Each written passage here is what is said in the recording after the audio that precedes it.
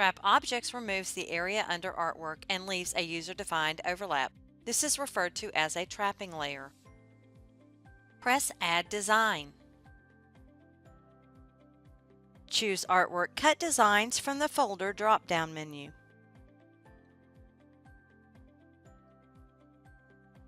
Select a two-layer design. Hold down the left mouse button. Drag the mouse to draw the design. I have clicked on the eyeball in the sequence window to turn off the yellow color so that you can see that the red is under the yellow.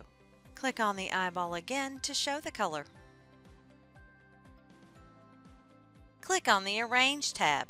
Choose Offset and then Trap Objects.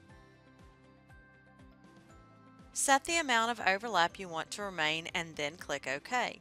The default of 1 mm is a good place to start. To view the change, click on the top layer in the Sequence View window.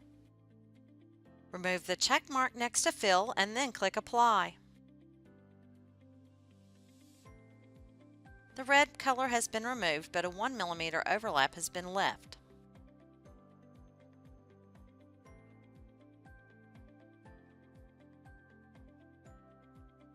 For more information about this and other Brother products, visit your local authorized Brother dealer.